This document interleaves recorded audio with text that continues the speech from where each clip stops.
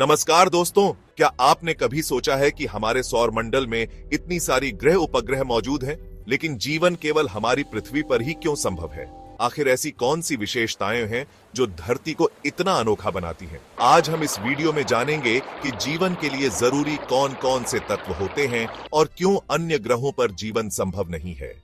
धरती की वो कौन सी विशेषताएं हैं जो इसे जीवन के लिए एक आदर्श घर बनाती हैं? तो चलिए शुरू करते हैं इस अनोखे सफर पर और खोजते हैं उन रहस्यों को जो धरती को जीवन का पालना बनाते हैं। दोस्तों, कल्पना कीजिए एक विशाल अग्निकुंड की, जिसकी गर्मी से पत्थर भी पिघल जाए। अब सोचिए कि उस अग्निकुंड से लाखों किलोमीटर दूर एक बर्फीली दुनिया हो, जहां सब कुछ जमा हुआ हो। इन दोनों ही परिस्थितियों में जीवन संभव नहीं हो सकता। जीवन के लिए जरूरी है एक संतुलित तापमान, और यही है धरती की खासियत। हमारी पृथ्वी सूर्य से एकदम सही दूरी पर स्थित है, जिसे वैज्ञानिक गोल्डीलॉक्स जोन कहते हैं। यह एक ऐसा क्षेत्र है जहां न तो गर्मी बहुत ज्यादा है और न ही बहुत कम, बिल्कुल जीवन के लिए अनुकूल। अगर धरती सूर्य के ज्यादा करीब होती तो यहाँ का तापमान बहुत ज्यादा होता, पानी भाप बनकर उड़ जाता और जीवन की संभावना ही समाप्त हो जाती। इसके विपरीत, अगर धरती सूर्य से बहुत दूर होती तो पानी बर्फ में बदल जाता और जीवन फिर भी संभव नहीं होता। लेकिन हमारी पृथ्वी वह भाग्यशाली ग्रह है जो सही स्थान पर है, जिससे यहाँ का औसत तापमान 15 डिग्री सेल्सियस के आसपास रहता है, जो जीवन के लिए एकदम उपयुक्त है। अगर हम अपने सौरमंडल के दूसरे ग्रहों को देखें, मरुस्थलीय मंगल ग्रह से लेकर अत्यधिक गर्म शुक्र ग्रह तक, तो हमें एहसास होता है कि यह तापमान संतुलन कितना दुर्लभ और कीमती है। यह गोल्डीलॉक्स जोन हमें याद दिलाता है कि जीवन कितना नाजुक है और हमें अपनी इस अनोखी पृथ्वी का कितना ध्यान रखना चाहिए।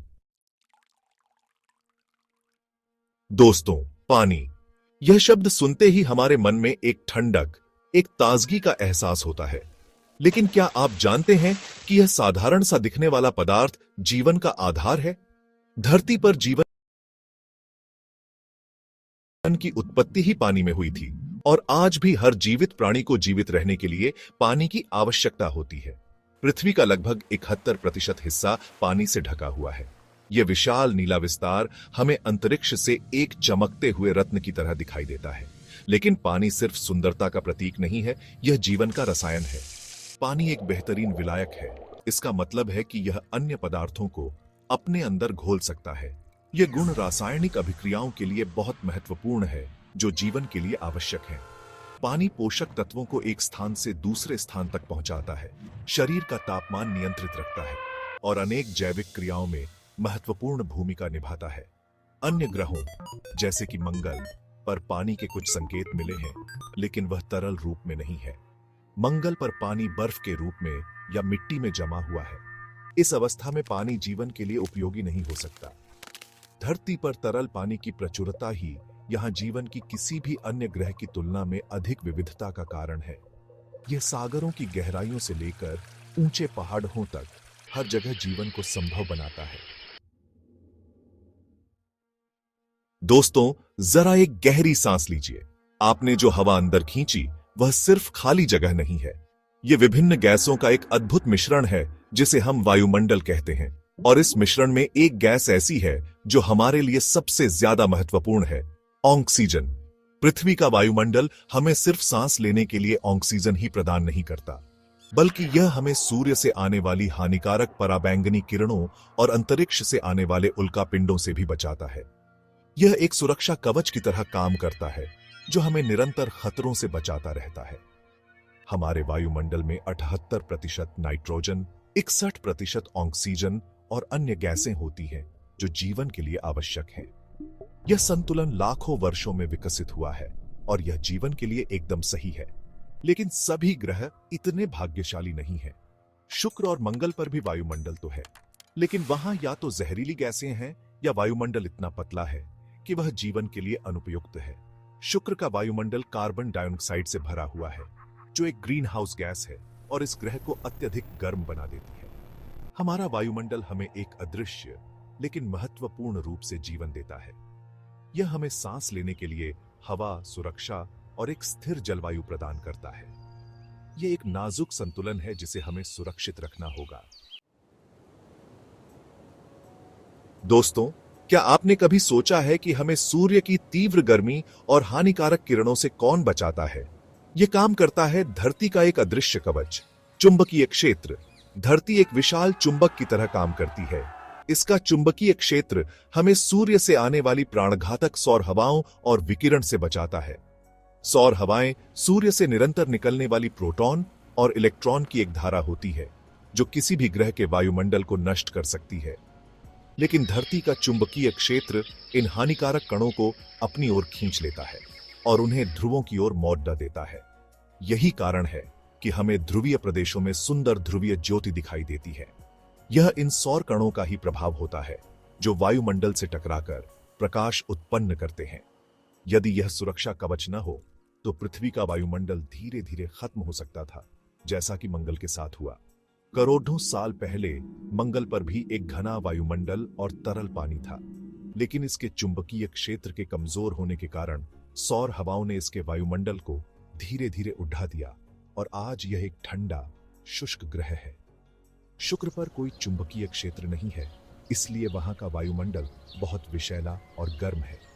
यह एक और उदाहरण है कि कैसे चुंबकीय क्षेत्र जीवन के लिए एक महत्वपूर्ण भूमिका निभाता है।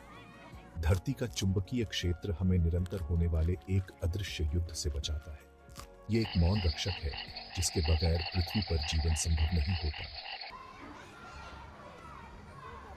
दोस्तों, हम सभी धरती पर चलते हैं, दौड़ते हैं, कूदते हैं, लेकिन क्या आपने कभी सोचा है कि यह सब कैसे संभव है? यह संभव है एक अदृश्य बल के कारण, जिसे हम गुरुत्वाकर्षण कहते हैं। यह वह बल है जो हमें धरती से जोड़े रखता है और हमें अंतरिक्ष में उड़ने से रोकता है। गुरुत्वाकर्षण किसी भी दो पिंडों के बीच लगने वाला एक आकर्षण बल है। यह बल पिंडों के द्रव्यमान और उनके बीच की दूरी पर निर्भर करता है। धरती का द्रव्यमान और आकार उसे सही मात्रा में गुरुत्वाकर्षण प्रदान करते हैं, जिससे यह अपने वायुमंडल को बनाए रखने में सक्षम है। अगर धरती का गुरुत्वाकर्षण कम होता तो हमारा वायुमंडल अंतरिक्ष में उड़ जाता। यही हाल चंद्रमा और मंगल का हुआ है। उनका गुरुत्वाकर्षण इतना कम है कि वे अपने वायुमंडल को नहीं रोक पाए। दूसरी ओर, अगर धरती का गुरुत्वाकर्षण बहुत ज्यादा होता तो हमारा वायुमंडल बहुत घना हो जाता और यहां दबाव इतना ज्यादा होता कि जीवन संभव नहीं हो पाता। बृहस्पति जैसे ग्रहों की ग्रेविटी बहुत अधिक है, जिससे वहां का वायुमंडल बेहद घना और विषैला है। धरती का गुरुत्वाकर्षण सिर्फ हमें जमीन से जोड़े नहीं रखता, बल्कि यह हमारे ग्रह की अन्य प्रक्रियाओं को भी प्रभावित करता है, जैसे कि ज्वार भाटा, मौसम चक्र और प्लेट टेक्टोनिक्स। यह एक नाजुक संतुलन है जो धरती को एक जीवंत ग्रह बनाता है। दोस्तों, धरती सिर्फ एक ग्रह नहीं है, यह एक जीवंत ग्रह है। यहां लाखों करोड़ों प्रकार के जीव रहते हैं, छोटे छोटे कीटाणुओं से लेकर विशाल व्हेल मछली तक। यह जैव विविधता धरती की एक अनोखी विशेषता है जो इसे अन्य ग्रहों से अलग करती है। धरती पर जीवन इसलिए भी संभव है क्योंकि यहां का पारिस्थितिकी तंत्र बहुत संतुलित है। यहां पेड़ पौधे, जीव जंतु और सूक्ष्म जीव मिलकर एक जटिल लेकिन सामंजस्यपूर्ण ताना बाना बनाते हैं। यह ताना बाना ही जीवन को संभव बनाता है। पौधे प्रकाश संश्लेषण द्वारा हमें ऑक्सीजन प्रदान करते हैं और कार्बन डाइऑक्साइड को अवशोषित करते हैं। जानवर ऑक्सीजन लेते हैं और कार्बन डाइऑक्साइड छोड़ते हैं। यह चक्र निरंतर चलता रहता है और वायुमंडल में गैसों का संतुलन बनाए रखता है।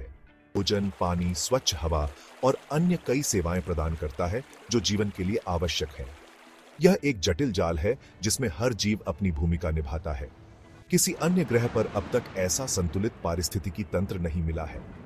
यह धरती की एक अनूठी विशेषता है जिसे हमें सुरक्षित रखना होगा।